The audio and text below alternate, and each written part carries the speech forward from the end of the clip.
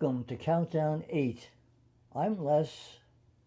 When Thomas E. Brown designed the bridge, he wanted a rotating shaft connecting the two motors. He called it the core shaft. Why? Why have that connecting shaft? And how did he want it connected? These are the questions we'll investigate in this video.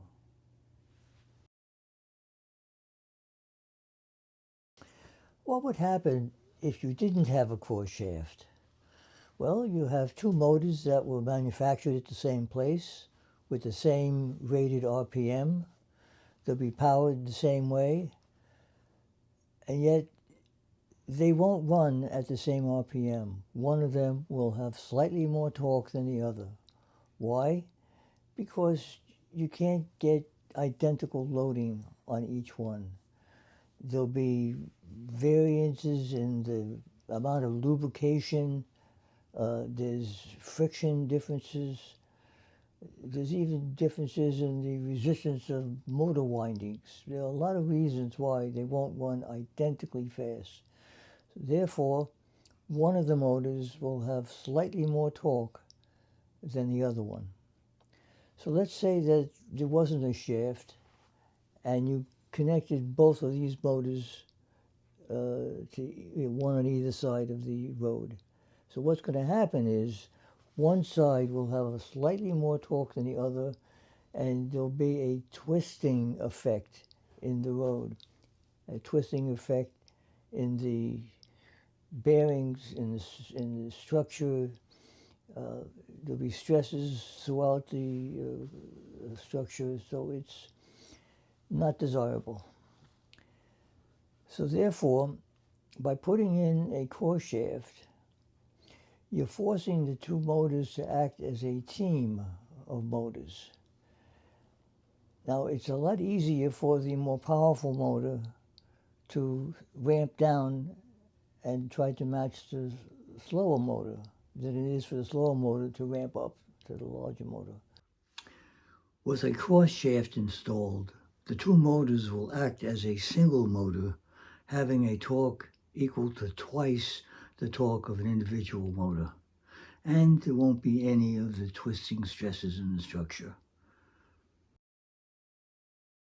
Here's the engineering sheet that describes the motor and all the shafts.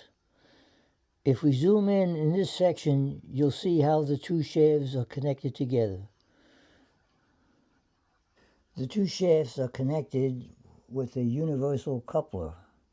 A universal coupler allows two rotating shafts to be connected even though they're not perfectly aligned with each other.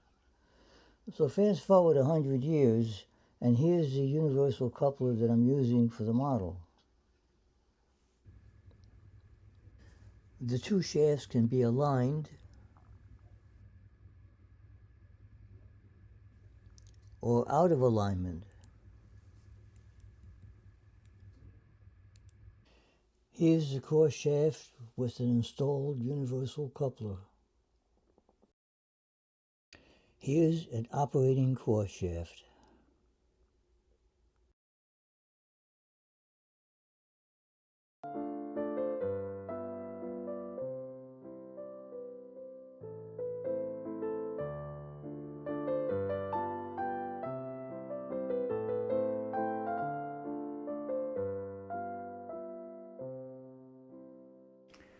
Now that the core shaft is installed, we can look forward to getting into Countdown 7, getting all those course girders installed. That's going to be fun.